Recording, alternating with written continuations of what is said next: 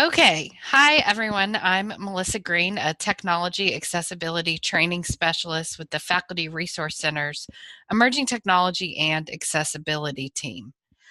Our team works to ensure that all technology users, including those with disabilities, have a functional and accessible technology experience with the university's websites and the technologies we use for teaching, learning, and administrative functions.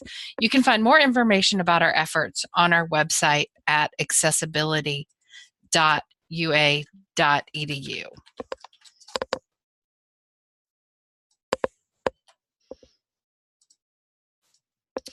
This slide includes a picture of me. I have my webcam turned off, but I thought you might like to see who you're speaking with today.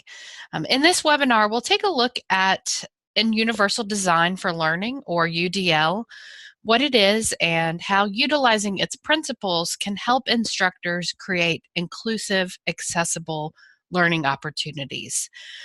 We'll share examples of universally designed instructional materials and strategies, and you'll leave today's session, ideally, with tools to help you ensure full access for learners of all abilities.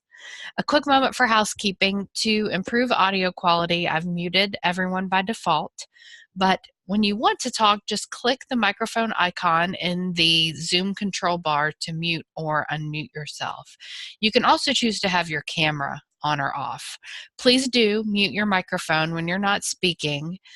And when I'm talking or sharing my screen, please write in the chat box and let me know if you are having trouble seeing or hearing something. You're welcome to use the chat box throughout. I may not be watching closely while I'm talking, but I'll do my best to check in every once in a while. If I don't see your question or comment immediately, don't worry. I'll come back to it at the end. Finally, this session is being recorded, and I'll send you a link to that recording via email in the next few days, along with links to resources shared during the session. With that, let's get started. The UN Convention on the Rights of Persons with Disabilities states that disability results from the interaction between persons with impairments and attitudinal and environmental barriers that hinder their full and effective participation in society on an equal basis with others. Disability advocate Valerie Fletcher defines disability similarly as a phenomenon of the experience that occurs by the individual intersecting with the environment, including physical, information, communication, social, and policy environments. And these definitions evoke a powerful idea, the idea that we can actually create accessibility and disability through our design choices. So how then can we design instruction that enables, not disables? Well, universal design provides a framework for this. We can use the approach to develop curriculum that provides learners of all abilities with equal opportunities to learn. So what does universal design mean anyway? The term refers to designing products and environments that are usable by all without the need for adaptation or specialized design. The concept of universal design was originally associated with architecture. In that case, universal design meant designing physical spaces that could be used by people of all abilities. The classic example of this is a curb cut or drop curb. There's a photograph of one of those on this slide. Not only does a curb cut allow a wheelchair user to cross the street, it also makes things easier for people pushing strollers or pulling wheeled bags and so on. Looking at some other examples, this slide includes a graphic illustrating some other applications of universal design. Power doors make visiting public spaces easier for all users. In the first picture on the slide, a person using a wheelchair and a person with a shopping cart are making use of a power door. The second picture shows someone using a pair of large grip scissors that can be used with either hand. This can be helpful if you're left-handed. It's my understanding that standard issue scissors aren't necessarily lefty friendly. But even if you're not, wouldn't it be nice to be able to switch back and forth between hands when your hand gets tired? Universally designed scissors allow you to alternate between hands. In the third image, a young girl is pressing an emergency call button. Using well-recognized emergency colors and a simple design allows people from all walks of life to use a call station. And in the fourth image, a person is using a cell phone with raised bumps on the keypad. The bumps on a keypad tell the user where important keys are without them having to look at the keys. And many of us now have touchscreen phones, but you might notice these little bumps on other things like phones on your desktop or keyboards or a remote control. Some more examples. There's an image on this slide depicting a lever door handle. A door lever, rather than a knob, doesn't require grip strength to operate. It allows for someone with limited grip strength who does not have a hand or an arm or has limited use of their hand or arm to open the door, but also someone carrying bags who needs to open a door with their elbow, or someone with fists in their hand to open it with keys in their hand rather, to open it with a closed fist. Finally, there's an image showing a person using a wheelchair and a person with a bulky bag going through a subway gate. Wide gates accommodate wheelchair users, but also people of all sizes and people with packages or luggage. So universal design is the idea that we should always keep the largest possible audience in mind in our design decisions, ensuring that our final product serves the needs of those with disabilities as well as those without. Universal design principles can be applied to the information environment too, and designing for accessibility benefits everyone, not just people with disabilities. There's a significant overlap between making digital materials accessible for mobile device users and people with disabilities. Someone using their mobile phone in bright sunlight and someone who has color vision deficiency or color blindness may both have difficulty perceiving color. Both the smartphone owner attempting to watch a video in a noisy environment and the deaf or hard of hearing user may be unable to hear the audio track. Improving access for one benefits the other. While accessibility and usability aren't the same thing, everyone can benefit from intuitive and consistent interactions and elements, and accessible web content is generally more usable. Accessibility also increases findability and search engine optimization. Proper heading structure and descriptive link text are beneficial to both accessibility and search engine optimization. The alternative text for images and transcripts and captions for multimedia expose online content to search engines. And accessibility techniques increase the findability of online materials by exposing content to search engines. If you've ever used Google Image Search, you've experienced this. Among other things, Google uses alternative text to help determine the subject of an image and therefore the best results to return. One of the things that we tend to say about accessibility quite a lot is that accessibility is necessary for some, but beneficial for all. Designing for accessibility, designing for the widest possible audience benefits everyone. In a TEDx talk titled "The Myth of Average," Todd Rose describes how in the 1950s the Air Force had a problem.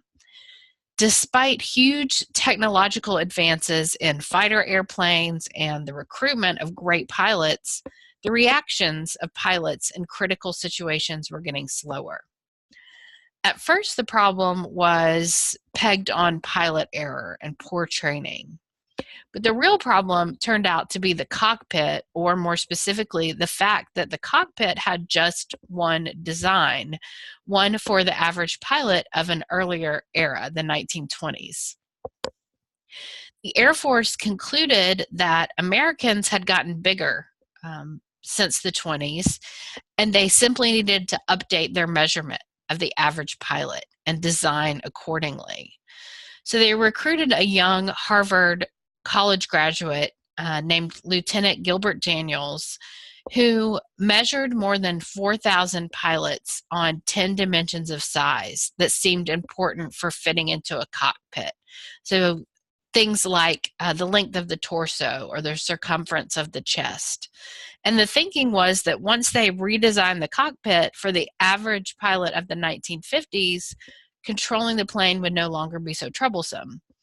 Most pilots, they assumed, would be within the average range on the majority of dimensions, and a good number would even be average on all 10 dimensions that they measured. Instead, what they found is that every single pilot had what Rose, our TEDx speaker, calls a jagged profile. So one pilot with long arms may also have long legs, while another may not. Not everyone who was average height, which at that time was 5 feet 9 inches, had the same chest circumference or head size. Finally, the Air Force had kind of an aha moment. If every single pilot had a jagged profile and the cockpit was designed for the average pilot, it was actually designed for no one. They learned to design flexible fighter plane cockpits that were adjustable for even the extreme. So the tallest or the shortest or those with particularly wide or particularly narrow chests. And the goal became to build in flexibility from the outset. As a result, the Air Force tremendously expanded the potential to get the very best pilots, both men and women, people of a wider range of sizes. So by designing to the margins, the Air Force implemented universal design. When applied to learning, universal design is a set of principles for curriculum development that give all individuals equal opportunities to learn. We're going to watch a video where the director of the National Center on Universal Design for Learning describes the principles of UDL.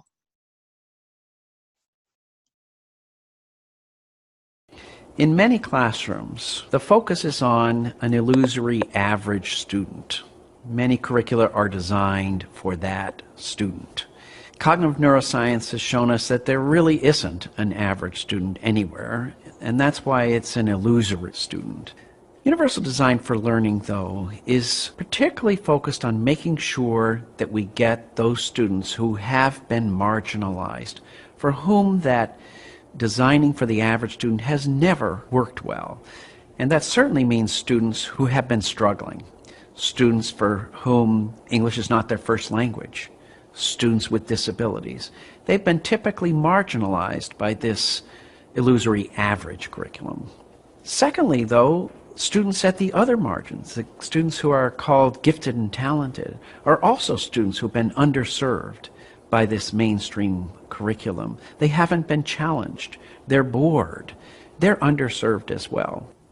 UDL is a framework based in the cognitive neurosciences for designing learning experiences that work across a wide spectrum of learners.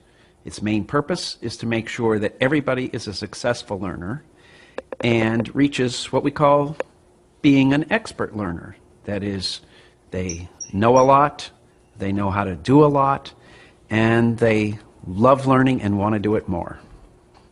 The key to universal design for learning is that we're designing learning experiences which from the beginning are designed to be universal and to make sure everybody learns. And that design is primarily based on the power to be very flexible in allowing choices, in allowing different paths, in allowing for things to be presented in different ways so that we reach those other two things, universal and everybody learns.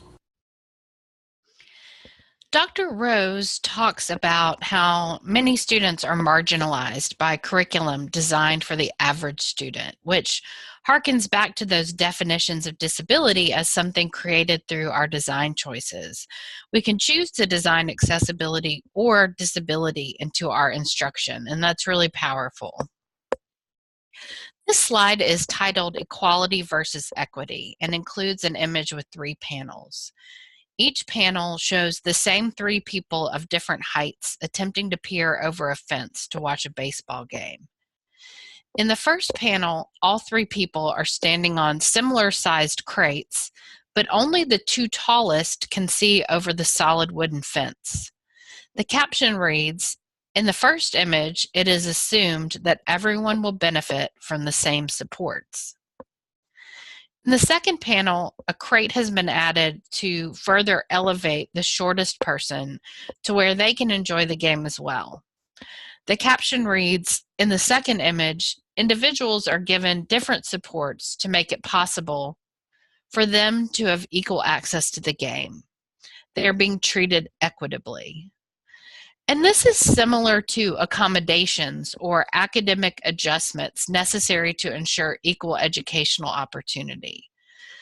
Determined based on an individual student's disability and needs, these adjustments might include testing accommodations like extended testing time or a reduced distraction environment or assisted testing. Other academic accommodations recommended by the Office of Disability Services or arranged through the Office of Disability Service might include note-taking services typically provided by student peers, alternative text formats such as e-text or Braille, sign language interpreters, and assistive technology, which is hardware or software that helps people with disabilities accomplish tasks with greater ease and independence.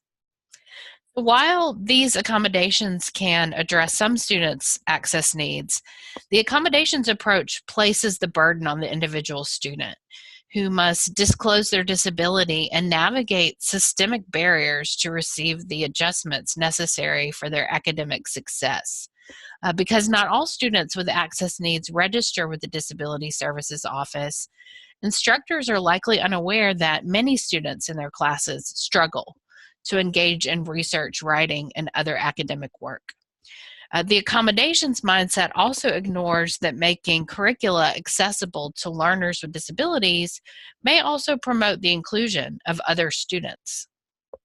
An alternative to that is represented in the third panel, where the wooden fence has been replaced with the chain link one. The caption reads, "In the third image, all 3 can see the game without any supports or accommodations because the cause of the inequity was addressed. The systemic barrier has been removed." And this is analogous to an instructional approach based in principles of universal design for learning. UDL challenges us to identify and eliminate barriers in the curriculum and design learning experiences that work across a wide spectrum of learners. UDL probably won't replace every single accommodation your students may need and request, but it can reduce the need for them. So how then do we go about eliminating barriers and designing accessible learning experiences? UDL suggests we do 3 things: provide multiple means of representation, provide multiple means of action and expression, and provide multiple means of engagement. Let's hear from Dr. Rose again as he talks about the 3 areas. There are 3 broad principles. The first has to do with how we present information to the learner. And we talk about multiple means of representation. As it turns out, there's no one way that we can present information so to be successful for everyone to learn it. So we talk about multiple means of representation.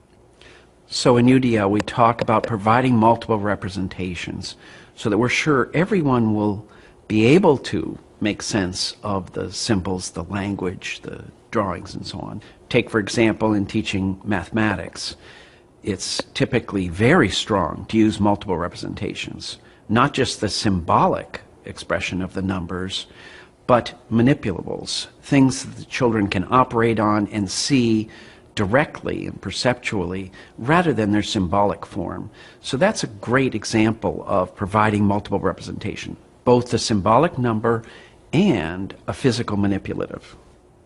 The second principle is provide multiple means of action and expression. And that takes into account the fact that students vary greatly in how they express what they know, how they can act skillfully, how they can communicate in language or in drawing and so on. And students differ widely, so we say we must provide multiple means of expression over the course of our teaching and learning. The third principle is multiple means of engagement. And in many ways, it's the most important principle. If we don't engage students in learning, don't make it important to them, make them motivated for it, then none of the other forms of representation and expression will be that important. So the three principles of UDL are multiple means of representation, or how the learner picks up information, multiple means of action and expression, or how the learner expresses and acts on the information, and multiple means of engagement, or how the learner is engaged by the learning situation. So what does that mean in the classroom? There's no one means of representation that will be best for all learners. We differ in the way that we perceive and understand information that's presented to us. People learn differently and require different ways of approaching content. Some may grasp information more easily through visual or auditory means rather than printed text. An example of this, I dislike reading online articles in the form of slideshows. I prefer to have all of the information presented to me in text all on one page. However, others might perceive that information more easily when they're able to have it chunked into an image with accompanying text.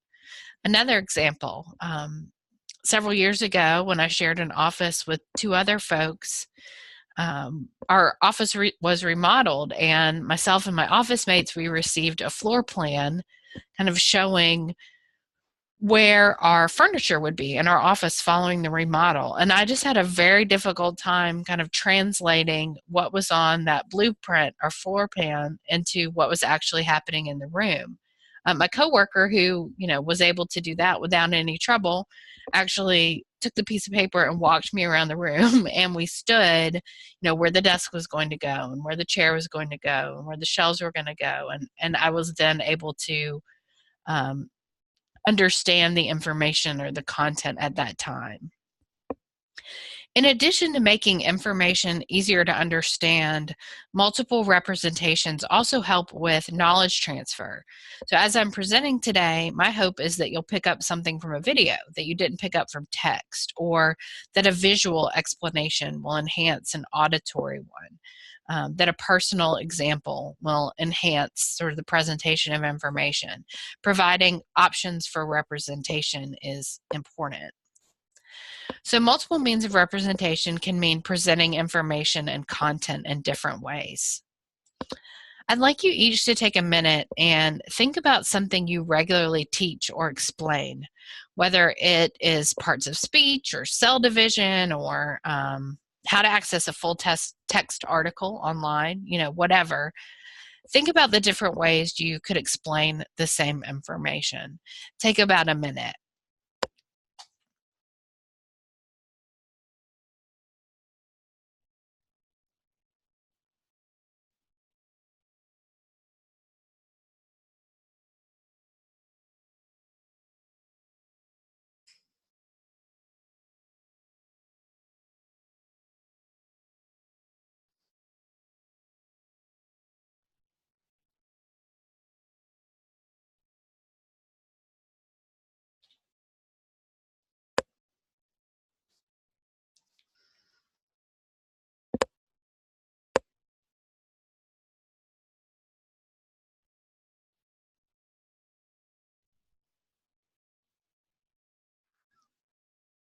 All right, now that you've taken a moment to think about how you might present the same piece of information in different ways, you might make a note of that so you can refer back to your idea later.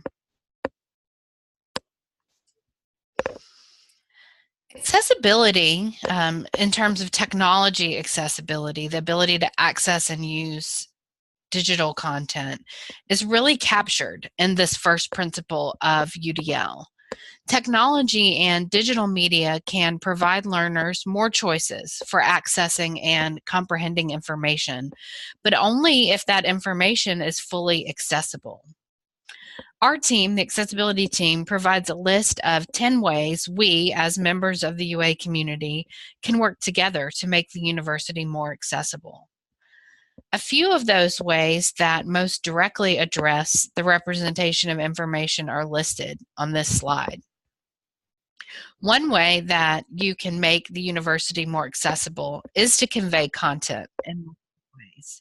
Don't just use images, color, video, or audio. Ask for or create a captioned or transcribed version of any media you use. Our team administers captioning grants that are available to caption or transcribe UA-owned video and audio that will be shared on public or campus-wide websites. And you can find more information about that on our website. When representing information on a website or in an electronic document or digital learning object, avoid using click here, read more, or other generic text and links and menus. Communicate information clearly and concisely. And finally, build accessibility into your work practices for any content you create or share. Acrobat, Word, PowerPoint, Excel, and Outlook on the web all have built-in accessibility checkers, as do many other authoring tools. Moving on to the next principle, multiple means of action and expression refers to how the learner expresses and acts on the information. Universally designed instruction provides learners with different kinds of opportunities to practice and express what they know. Think about how you and a person close to you might approach the same learning task differently. A personal sort of example or instance of this for me is when my spouse and I purchased a Rock Band game set, Beatles Rock Band. We opened up the box. It was time to put the Rock Band together. I sought out the instruction booklet, started reading the instructions before I picked up any of the pieces. He jumped right in, started trying to assemble Beatles Rock Band. Then when he got into trouble, he found a YouTube video that was sort of an assembly walkthrough. So both of us approached the same learning task, learning how to put together Beatles Rock Band differently. If you asked us to express the knowledge we had gained, we would also do that in different ways. He would probably point to the drums as evidence that he had learned to put together Beatles Rock Band or the Rock Band set. You know, obviously I learned how to do it. I was able to successfully assemble it.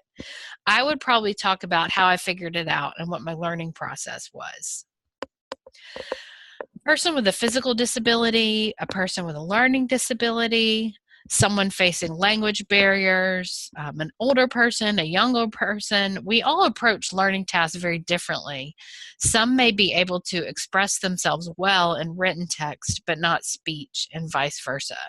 There's no one means of action and expression that will be best for all learners, so we need to differentiate. I was a librarian before I joined the accessibility team, so I hope that you won't mind if we practice these two principles with a library instruction example.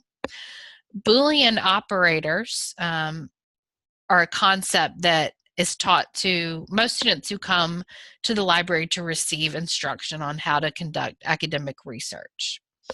Boolean operators are simple words like and, or, and not, used as conjunctions to combine or exclude keywords in a search, resulting in more focused and productive results.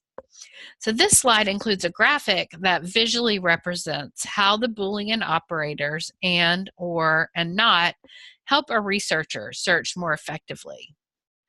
When the keywords puppy and kitten are joined with the and operator, the search results include both terms, puppy and kitten.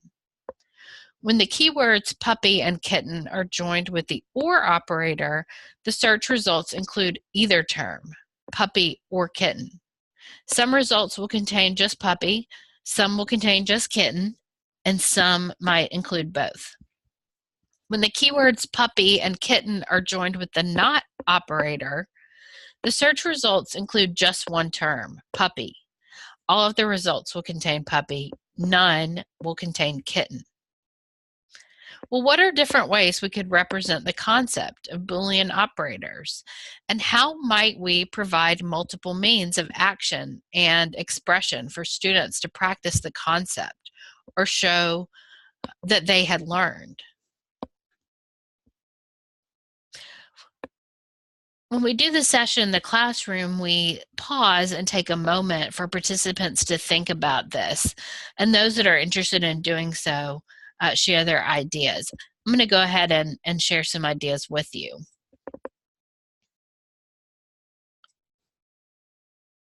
So these are some of my ideas for how we might represent and allow students to act or express the concept of Boolean operators. We might represent the concept by showing a Venn diagram, as I did a moment ago. We could have the students draw a Venn diagram. We could demonstrate searches for the students. We could do what some librarians do and play sort of a Simon Says type version of a Venn diagram, asking students who were wearing a t-shirt but not shorts to stand up, or if you're wearing both a hat and jeans, stand up. That's another way of sort of visually representing and acting or expressing on the concept of Boolean operators. Another example that I've seen is either the instructor in representing or the students in acting and expressing, kind of constructing their searches using hula hoops. So we have writing, we have drawing, sort of verbal explanations, conducting actual searches, demonstrating, and working with physical manipulables, all sort of reinforcing the same concept. On to the final principle. Multiple means of engagement refers to how the learner is engaged by the learning situation or how they're motivated to learn. And there's a lot of things that can affect this. Neurology, culture, whether the material is personally relevant, what the learner's background knowledge is. Some learners are highly engaged by spontaneity and novelty, while others get kind of freaked out and disengaged. I saw this happen several years ago when I attended a professional development event for UA faculty at the Bryant Conference Center. So at our Faculty Development Institute, we all gathered in the room, and the very first thing that happened beginning of the day, the facilitator asked folks to stand up and move about the room and talk to each other. And there were two very distinct responses to this. There were a group of people who seemed to respond as if, oh, I'm not just going to sit at a table and passively learn today. I'm going to actively participate. And they were pretty excited about that. And then there was a group of people who seemed to think, oh, I'm not going to just sit at a table and passively learn today. I'm going to actively participate. And they didn't like that at all and seemed to all take a bathroom break at the same time. So, again, what is engaging and novel for some can be something that someone else is turned off by or is not engaged in. You might think about ways you could provide for multiple means of engagement or motivation in your instruction. Going back to the library instruction example, some of the ways that librarians on our campus who teach first-year writing students do this is by sharing the learning objectives or outcome at the beginning of the library instruction session. Saying something like, by the time you leave here today, you should be able to do X, Y, Z. Or saying by the time you leave here today, you will have found 5 of the 10 sources that are required for your upcoming assignment. The librarian might have the instructor share why they feel it's important for the students to receive the instruction. That's a way of sort of engaging them, hearing why their instructor thought it might be important. Another way that some of us would attempt to do this is by tapping into the student's prior knowledge. So the student might be motivated to discover that they already understand the concepts they're going to learn to some extent. So in the case of the Boolean operators, I might introduce that topic by having students use Amazon.com to try to find television that is of a certain size and has XYZ features, or use Zappos.com to find some shoes that are of a certain style, a certain size, and so on. So students could see, oh, I've already done this. I do this all the time in my daily life. Now I'm just learning how to apply the same principles to academic research. So however you do that, providing multiple means of engaging and motivating the learner is very important.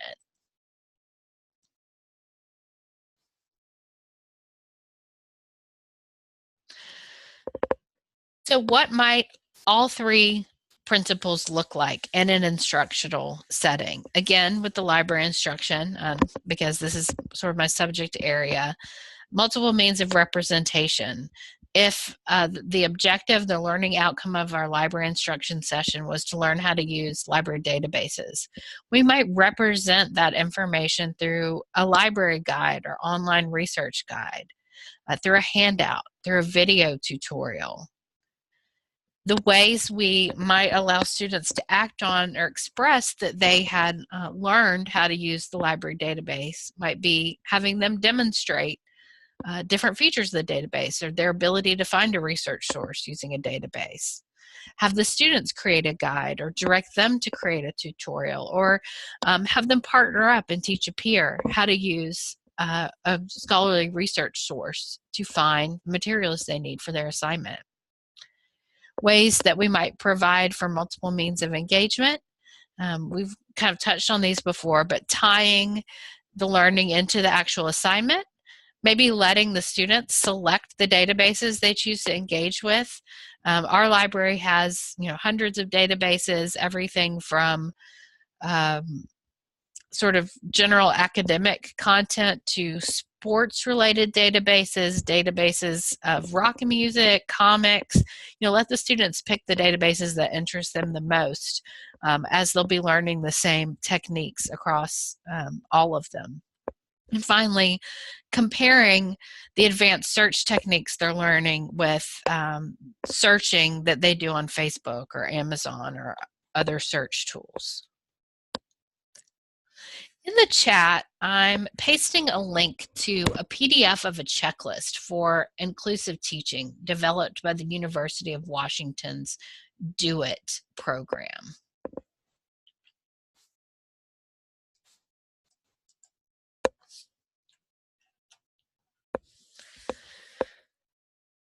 I'm going to open it on my screen, but feel free to use that link to open the checklist on yours as well in anticipation of our next activity.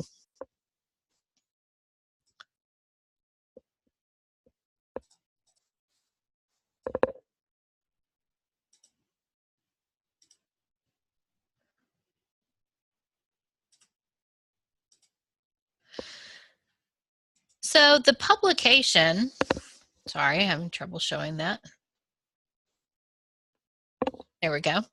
The publication is called Equal Access, Universal Design of Instruction.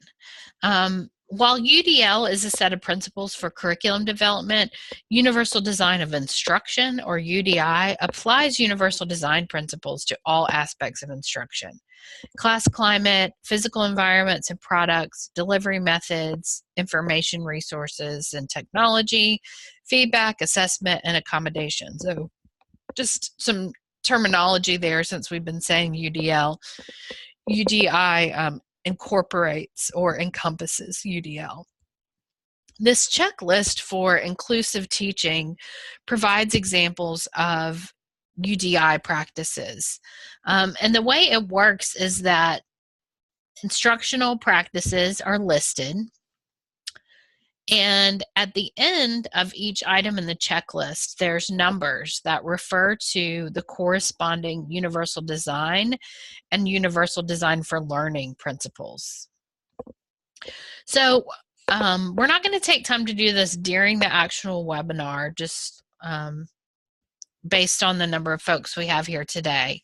But what I'd encourage you to do with this resource is to look at the checklist for inclusive teaching and use it to identify at least one practice you currently use in your instruction.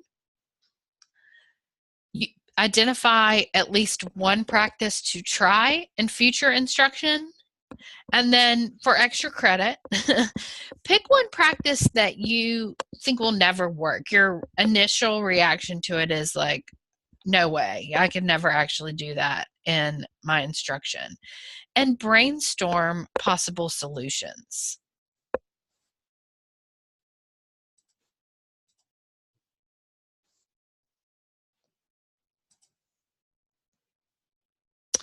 That's about all we have time for today. Does anyone have any questions or thoughts to share? Feel free to share them in the chat or by turning on your mic.